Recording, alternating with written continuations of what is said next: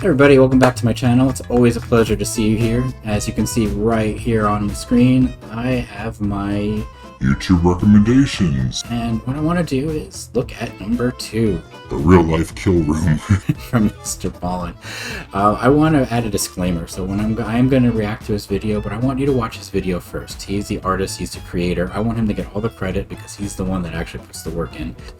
It's really important to give credit where the credit's due, and that's to these brilliant artists that make these videos and keep us entertained. So please give him love. And subscribe and give this like button a got a gun. Got a gun! Alright, so let's get started. I would imagine after you hear the ending to today's story that you will most likely go back and watch this all over again because the ending completely changes the story. But before we get into today's story, if you're a fan of the strange, dark, and mysterious delivered in story format, then you've come to the right place because that's all we do and we upload once or twice every week. So if that's of interest to you, please sneak into the like button's house and replace all of the lids of their Tupperware with off-market brands so none of them fit. Also, please subscribe to our channel and turn on all notifications so you don't miss any of our weekly uploads. So that's something to do to your actual neighbors. Just to switch their brands. Somebody even I live chaotically because I'm an artist, so everything's strewn about. But if anything gets moved, even with the chaos, I get freaked out. I'm like, what the hell? I can't find anything. But I like stories that have an ending that makes you want to watch it again. So there's a plan. Watch it first, watch it with me, and then watch it again with him. Deal? All right, let's get into today's story.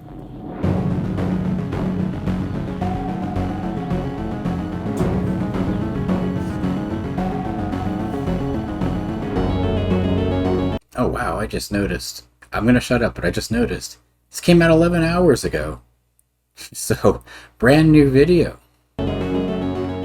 Ever since he was a child, Mark Twitchell had always dreamed of becoming a big-time Hollywood filmmaker. But he knew the odds were stacked against him because he lived in Edmonton, Canada, which was not exactly known for being a movie-making hub. Nonetheless, after high school, he enrolled in an Edmonton art college, and in 2000, he graduated, earning his degree in radio and television art. Well, Vancouver has the Vancouver Film School, so, I mean,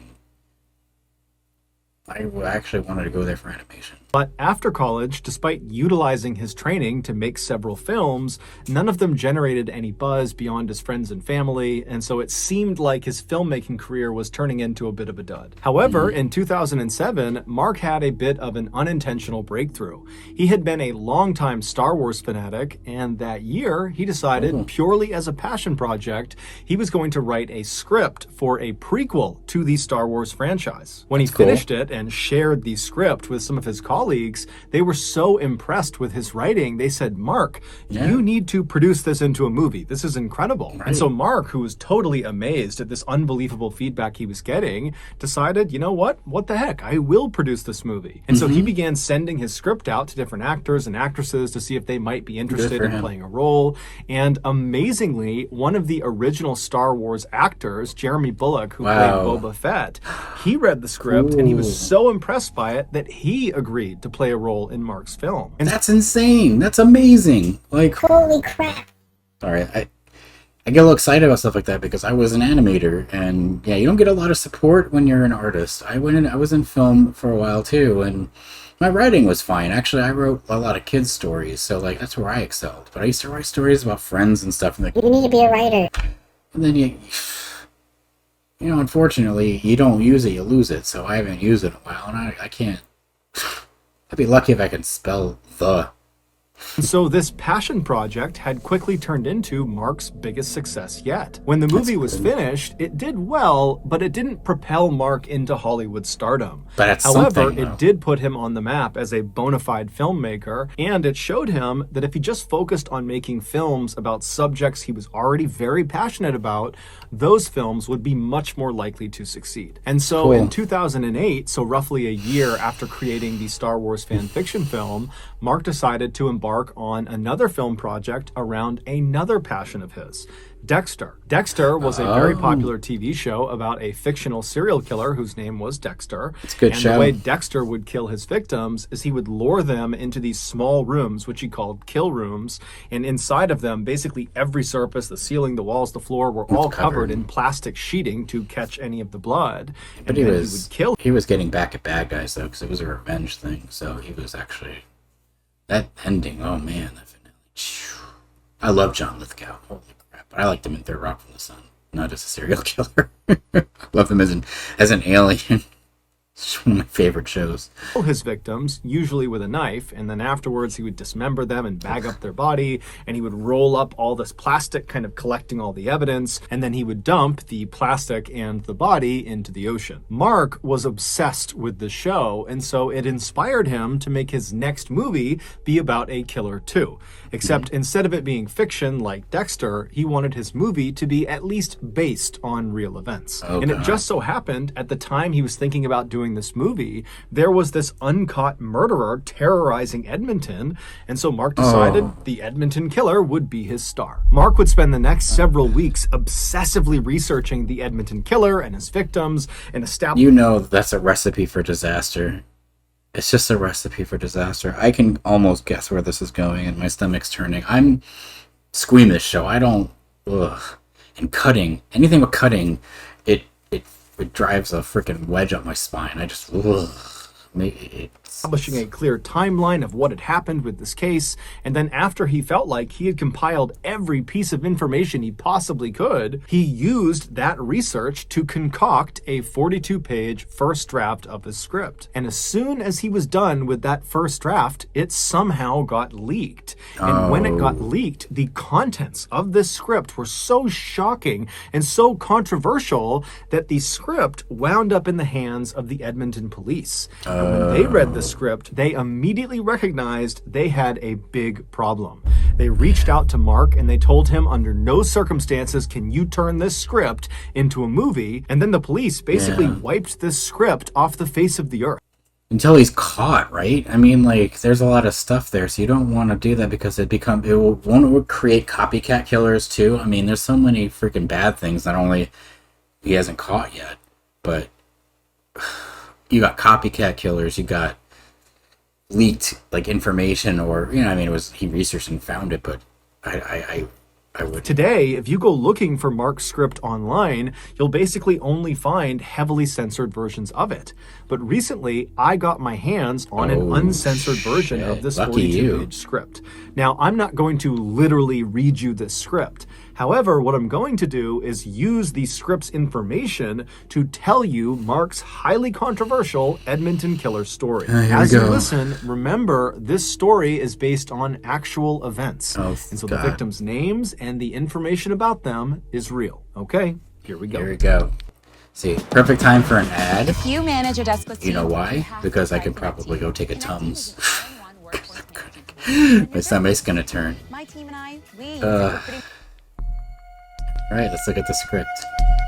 In early October 2008, a soft-spoken 26-year-old casino security guard named Giles Tetro was living alone in Edmonton. Giles's life had recently been turned upside down because a few months earlier, his wife had told him that she just didn't love him anymore and that she was going to leave him. Giles was still very much in love with his wife, and so this was a totally heartbreaking experience for him. After she left, Giles tried to stay busy and keep his mind occupied, but it rarely worked. Oftentimes, he felt crushingly lonely and sad. But on Friday, October 3rd, when Giles came home from work that afternoon, he suddenly felt like, you know what, I gotta get my life together and I'm gonna start by finding myself a new romantic partner. And so he went on a dating site and he made himself a profile and he began scrolling through all of the women's profiles that lived roughly in his area. I've done that. I feel like, so I'm single too, and I have my cats. But I've done the dating thing too, and I feel guilty. It feels like I'm going Amazon Prime shopping, and I don't like that. I don't like shopping for people. It's unnerving, Wish it was easier to meet people with COVID and everything, but then again, and being an introvert, it's hard to meet anybody. But I'm And relating. At first, no one really appealed to him, but then he stopped on this one woman's profile. She was this young, blonde, beautiful woman named Sheena, and she Catfish. lived right in Edmonton. It's a catfish. And so Giles thought, what the heck, I'll send her a message. And so he did, just introducing himself and asking to talk further. And she responded just a couple of minutes later. And then over the next couple of hours, the two exchanged dozens of messages, getting to know each other. And then finally, Sheena just says to Giles, hey, you know, we live so close together. Why don't we get together tonight and go grab dinner and watch a movie together? And Giles is thrilled and he says, yeah, I'll come pick you up. What's your address? And Sheena would... Geez, it would have taken me 3 days of being panicky and nervous to even respond to saying, yeah, let's go hang out. That time would have gone well bad. I would have freaking just been in my head and picked you up. Being nervous and pacing around, being me, getting inside my own head, and then we would never meet. And that is the true story of me. I'm surprised she didn't ask for money for the Nigerian prince, like all the other scams, because I get that type of stuff when I try to do it. That's why I stopped doing the dating. It's people message you, hey, you're cute, let's Can you get on my Snapchat? I'm like, no, friggin' hell. Friggin' hell. Yeah, you know what they're trying to do. tell him, you know what, I don't feel comfortable sharing my address over this dating website. And so instead, she sent Giles this strange, customized set of directions that didn't give the actual... I just want to look at it. I'm sorry. I'll give you time to read it too, but like, so it's marked by a yellow crosswalk sign, so pay attention. There's some garbage up against the fence. Don't worry about neighbors thinking you're a burglar. Is this is real photo directions Sheena gave us. So this is not the script yet. Or is it the script? I don't know. Address of her house. Instead, it basically gave Giles a set of known landmarks in Edmonton that he could follow until he finally arrived at her residence. And she also told him that when he arrived, instead of just coming up to her house, there would be a detached garage and the door would be open and he would go through the garage, out the door into her backyard, and then he would go up the back steps to the back door of her house and she would meet him there. Now, Giles did think this was a little bit strange. Yeah. But at the same time, he's thinking, you know, I am basically a complete stranger to her. We just met today. Can you just meet at a public place? And so I really can't blame her for taking some extra safety precautions with me. And so he told Sheena he had no issues using her... The only thing you got worried about meeting McDonald's is going to the bathroom every 30 minutes. The rest. Special directions, and then he said he'd be over soon. And so Giles hopped in the shower, he freshened up, he got dressed, he hopped in his truck, and then he began driving to Sheena's house. After about 15 minutes of following these directions, he reached the end of them, and they placed him in this alleyway in a suburban neighborhood. And where he stopped, he looked off to his right, and he saw there was this 2-car garage, and he knew it was Sheena's garage because one of the doors was open like she said it would be, although the door was not open all the way. It was open enough to where he would have to duck to get into the garage, but either way, he knew it was her garage. And so he turns off his truck and he gets out and he tries to look up at Sheena's house behind the garage to see if maybe he can see her looking out the back door, but the detached garage that was right up against the street was kind of blocking his view, and so he thought, okay, whatever, I'll just go in and make my way up to the back steps. And so he walks over to this 2-car garage and he goes to the open side, he ducks down and he goes underneath and he stands up inside of the garage. Now, it was dark inside of the garage. There was no light on, but there was enough light spilling in from the opening of the garage door that he could see there was really nothing in the garage. However, virtually every surface, the walls, the ceiling, the floor, was covered in plastic sheeting. Now, he had no idea what this plastic sheeting was for, and he really didn't care. He just kept walking across the garage towards the door that would lead into Sheena's backyard. And when he reached that door, he reached down to the door handle and he was about to turn it when he felt a blinding pain in the back of his neck. He whipped around, and even though it was dark inside of this garage, he could clearly see this huge man in a black and gold hockey mask standing right in front of him, holding a stun baton. Giles tries to run past him to try to get out of the garage, but the man grabs him and then takes his stun baton and drives it into Giles' stomach, and he pulls the trigger. And immediately, Giles feels this coursing pain in his torso, and he falls to the ground, and then this man in the mask releases the trigger, and Giles tries to scramble up to his feet to try to run out of the garage. But as soon as Giles turns around, he stops where he is because he sees this huge guy in the mask is standing between him and this open garage door, and he's now holding a gun in his hand, and he's aiming it right at Giles. And so Giles freezes. He has no idea what's going on, and this man who's got this mask on barks at Giles to get on the ground and put your face on the ground. And so Giles at this point is thinking, I'm going to get killed in here. I have nothing I can do. I'm completely defenseless here. So he just does what he's told, and he lies down on the plastic sheeting, and he's totally terrified.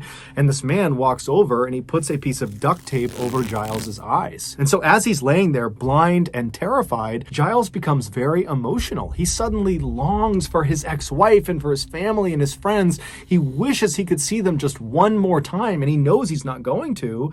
Then, as he's laying there, he's coming to the stark realization that he didn't tell anyone where he was going. And so if this masked maniac does kill him, who's going to find his body? Will his family and friends ever know what happened to him? So as he's laying there thinking of these horrible thoughts, he hears his attacker, who's several feet behind him, start fiddling with what sounds like chains or handcuffs. And Giles thinks to himself, if I get chained up in here, I really am done. And so he has this sudden surge of adrenaline where he thinks to himself, I'm going to get killed in here. I know it. I'm going to get killed. But if I'm going to die, I'm going to die on my terms. And so Giles takes a deep breath and then jumps to his feet, rips the tape off of his eyes. He turns around and he faces his attacker and he says, I'm not going to do this. I'm not going to go out this way. And the attacker is totally surprised, but he just begins to raise his gun at Giles to shoot him.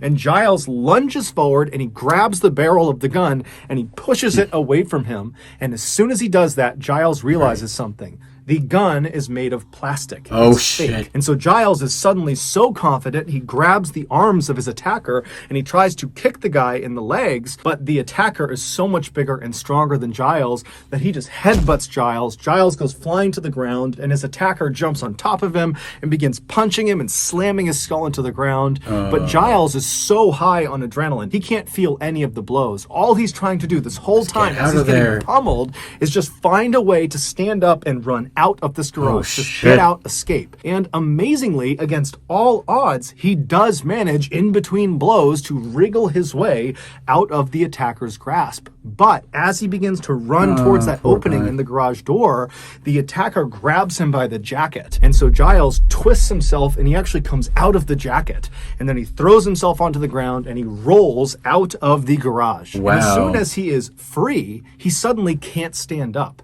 The stun baton, he didn't feel it before, but it had sapped all of his strength. But the adrenaline had kind of overridden that feeling. But here he is outside and he suddenly can't stand up. And so he's trying to stand up, and then the attacker, who's still inside, dives down, reaches out from underneath the garage and grabs Giles by the ankle and begins trying to pull him back into the garage. And so Giles is kicking and screaming and punching, and he finally breaks free. And then he has another surge of adrenaline and he stands up and just begins running down the alleyway. Doesn't even go to his car. He just starts running towards, hopefully, civilization. And he makes it a couple of houses before he collapses to the ground in this very busy walking trail. And so he's landed right in this intersection where... God, I'm so... Like, I want to say something. Like, you don't even know. Like, my adrenaline, I'm like tense. I'm tense. Like, that's insane. He's hoping someone's going to be. He turns back and looks down the alleyway, and he sees his attacker, who's now on the road. He's got the mask still on his face, and he's charging up the road. Giles... You don't think about like that. Like, you know, you think, oh man, I just get in the car. I mean, what if the keys are in his jacket or whatever? But it's like, when you get that adrenaline, you got fight or flight. It's fight or flight, and it's... I'm glad he was able to run, but... Plastic toy gun. Giles can't even get up. He's so tired, but Giles looks to his side and he sees there's this random couple walking down the walking path. They see Giles on the ground who's calling out for help, and they run over to him and they get right in front of Giles, and Giles immediately points at the attacker coming down the alleyway and says, he's trying to kill me. And the attacker, amazingly, just jogs right up to Giles, right up to the couple. He does not take his mask off, and he acts like he's friends with Giles and says, oh, come on, Frank, you're making a big deal out of it. It's a game. Come back to the garage. garage. I'll meet you No. there. And then the attacker just turns around and walks back down the alleyway back towards his garage. And so Giles turns and looks up at the couple, who are totally freaked out by this whole situation. Believe him. They don't know if this is some weird setup, that No. they're going to get robbed or something. They don't know if this is a hoax. And so they say, hey, you're on your own, pal. And they No. turn and they leave. And so Giles is left in the middle of this intersection. The only people that could have helped him are now gone. And so he rolls over and just looks down the alleyway in the direction of the garage. And he can actually see his attacker pacing back and forth inside of the garage because that door is partially open. And so Giles doesn't know what to do. He has to get to his truck to get out of here. And so he just sits there for a couple of seconds, just watching the attacker, making sure he's staying inside of the garage. And then finally, he just took a deep breath. He pulled himself up and he stumbled down the alleyway. He got in his truck, fired it up, and he peeled out of there. When Giles got home, he was obviously traumatized from this horrible thing that had just happened to him, but he also felt embarrassed and kind of ashamed that he had clearly just gotten catfished by the psycho in the garage. Obviously, Sheena, the woman he supposedly was talking to, was not real. It was that guy in the garage that had attacked him. It's always a He didn't really catfish. understand why it had happened. He had no idea why anyone would target him. It's murder. And so the whole situation was just such a mess. He decided, you know what? I'm not going to tell anyone. No. He didn't report it to the police. He didn't tell his friends. He didn't tell his the family. He worst. just decided he was going to move on and forget about it. No. A week later, on October 8th, another Edmonton man, 38-year-old Johnny Altinger, was perusing the dating website that Yeah, Giles had been you using. Johnny made a just living got doing another quality guy- control you got a for guy an oil killed. and gas company, but he hated that job. You got a guy killed. Like, your embarrassment?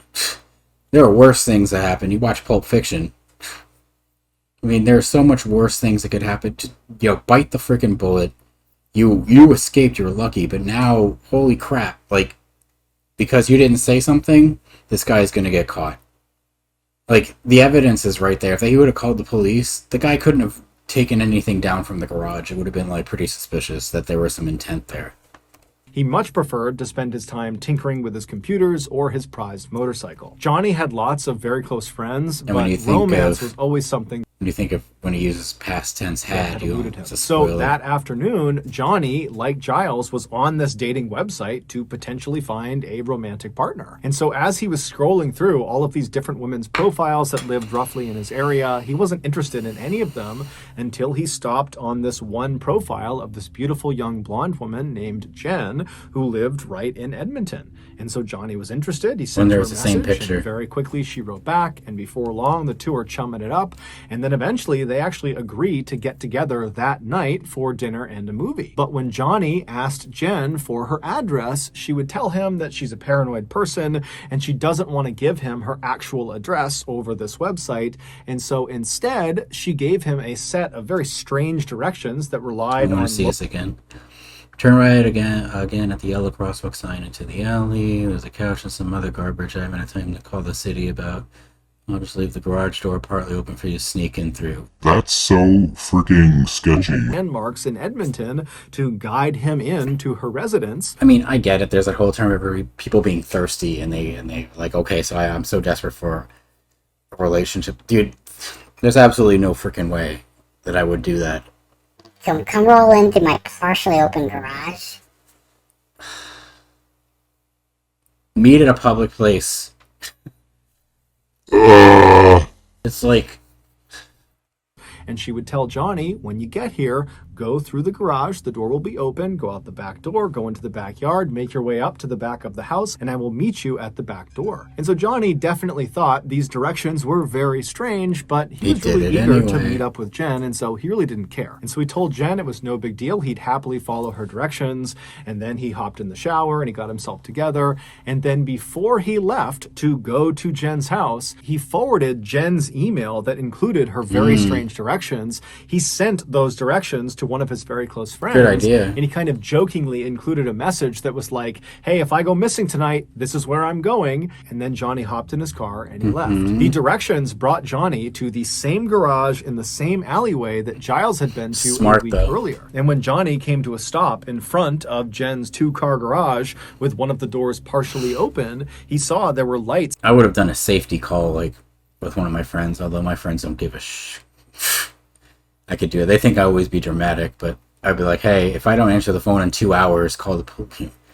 call the police. I'll at least text you. There's no way that on the first date, for me, I'm wholesome. There ain't nothing gonna happen on the first date. Plus, I'm too scared. You don't. It's still on inside of the garage, and he saw someone walking around inside. And so Johnny looked at his watch and he realized he was maybe 15 or 20 minutes too early. And so he parks his car and he's thinking, okay, Jen might be inside of this garage and I'm early, but maybe I'll just walk over and say hi to her. I'm sure she wouldn't mind. And so Johnny turns off his car, he gets out and he starts walking over to this half open garage door. And as he gets closer and closer, the lights in the garage go off. So Johnny stops and he's thinking, why are the lights off? Did she hear me? Does she not want me to come in? What's going on? But he's thinking, okay, well, I should definitely go over and say something. And so he walks over to this open garage door and he bends down and he looks inside and it's totally dark. And he just says, hello? And These feel so luxurious, just lightweight. And there's a pause, and then the lights come on, and Johnny suddenly sees this garage that's basically devoid of anything, minus a table off to the side, and every surface is covered in plastic sheeting. The floors, the walls, the ceiling, everything. Instead, it's this man he doesn't recognize. And so Johnny's looking at this man, and this man is looking over at Johnny, and finally the man speaks and says, hi, I'm Harry. I'm a designer. I rent this garage out from Jen. And I just talked to Jen, and you're meeting up with her tonight, right? You're meeting up with Jen? Yeah. She's running late, so I think she'll be back in about maybe 20 minutes. So can you come back in 20 minutes, come right back here, come to the garage, and I'll bring you up to the house, because I know you're meeting her up at the house. So 20 minutes. And so Johnny doesn't really know what to make of this. He figures, okay, I don't really know what Jen's arrangement is with this designer in this plastic-covered garage, but, whatever. And so Johnny says, okay, no problem. I'll come back in 20 minutes. And so Johnny turns around and he walks back to his car and he leaves and drives around for about 20 minutes. And then he comes back to the garage. And as soon as he parks, he notices right away the light in the garage is now off. So presumably Harry has actually left. And so he will not be available to walk Johnny up to the house to meet Jen. But Johnny was thinking, I don't really want to interact with Harry. He seems like a strange guy anyways. And so he counts this as a win. And so Johnny parks his car, he hops out, he walks over to the garage, he bends down and goes inside of the garage. He stands up and he walks across the plastic-lined floor to the door that's going to lead out into Jen's backyard. But before he reaches that door, something smashes into the back of his head. And immediately Johnny is horribly dazed and he instinctively throws his hands up to protect his head. And he begins spinning around trying to figure out who or what had just hit him. And as soon as he turns around, he sees in the shadows is the figure of none other than the man he saw before, Harry. And Harry is holding a big metal pipe. And immediately when Johnny sees him, he begins screaming, police, police, police. And Harry just winds up and wails on Johnny with this metal pipe. And Johnny's trying to turn around and get away from Harry, but Harry just keeps moving around him and beating him with this pipe until finally Johnny collapses on the ground, but he's not unconscious. And so Johnny is kind of shielding his head and he's looking up at Harry, who's now just standing over him. He's ceased his initial barrage. And Johnny begins pleading with Harry, I'll give you money, I'll give you anything, just please let me go. And so Harry smiles and he says, you promise you won't tell anyone if I let you go? But before Johnny could answer this, Harry winds up with his pipe and he brings it crashing down on Johnny's face. But amazingly, this does not knock Johnny unconscious. Instead, Johnny grabs the pipe after it hits him in the head and he holds onto it to prevent Harry from hitting him again. And so at this point, Harry is frustrated that Johnny is still putting up this huge fight. And so with one hand holding onto this pipe that Johnny has the other end of, Harry reaches down with his other hand and he unsheaths a hunting knife. And he holds the blade right in front of Johnny's face. And as soon as Johnny sees this knife, his eyes go wide and he lets go of the pipe and he begins to plead for his life. But Harry just smiles and continues to show him the blade. And then at some point he grabs Johnny's shoulder, and pulls the knife back and he plunges it into Johnny's stomach. Johnny howls out in pain and he curls over and he begins screaming for the police, screaming for someone to help him. And then finally Harry pulls the knife out of his stomach and then plunges it into the side of Johnny's neck. And then Harry lets go of the knife and he stands up and he just watches Johnny as he bleeds out onto the plastic lining. As Harry watched Johnny die, he had this pang of regret. He thought to himself, why didn't I play more mind games with him before I killed him? I'll do that with the next one. After Johnny died, Harry would dismember and bag up Johnny's body, and then he would roll up all of the plastic from the walls and the ceiling. He'd gather that all up, and then a couple of days later, he would dump both Johnny's body parts and all of the plastic containing all of the evidence down a nearby sewer drain. Oh, jeez. That's what I said earlier. If the guy that got away should have said something, because now Johnny is dead because of that stuff. At this point in the story, Mark's script just kind of comes to an abrupt end. We don't know what Harry did after getting rid of Johnny's body and the evidence because Mark just didn't write it. It was like he didn't finish the script. And there's a reason for that, and it's the same reason the police stepped in and stopped Mark from making this script into a movie. At the time they read his script, the police had already figured out who owned the garage where Giles and Johnny were attacked. Johnny's friend, the one who Johnny had forwarded Jen's email that had those strange directions, well, that friend gave those directions to the police once Johnny had been reported missing. And so the police followed these strange directions to this garage, and they discovered it was not owned by some young, beautiful blonde named Jen or Sheena. It was not owned by some designer named Harry. It was owned by a young, up-and-coming filmmaker named Mark Twitchell. But to this point, Mark had been extremely cooperative with police and allowed them to search it, and they found nothing. And he explained to them he was not remotely the only person with access to this garage. Oh, no. He wanted to make a snuff film? Is that what you think? Oh my god. Not by a long shot. But when police searched Mark's laptop, they found a hidden document. And this document was his 42-page script. And when they read it, they saw there was a huge issue. Giles, the first victim of the Edmonton killer, had eventually gotten over his embarrassment and shame, and he went to the Edmonton police and he told them in detail what happened to him inside of that garage. But Giles was so scared he had not told anybody else what had happened. The only people who knew were himself and the Edmonton police. Yet somehow, in Mark's script, the account of what happened to Giles was exactly correct. Every little detail of what happened to Giles was encompassed inside of this script. Yep, so he just ousts himself. And the reason Mark had this information is because Mark was in the garage when Giles got attacked. Because Mark was the Edmonton killer. Mark had been so desperate to make his killer in his new movie as good as Dexter in the TV show that Mark decided he needed to literally become Dexter in real life. He needed to know exactly what the heck is wrong with people? Like, seriously, like, what the heck? What it felt like to lure an unsuspecting victim into a kill room and murder them so that he'd be able to more accurately write about it in his script.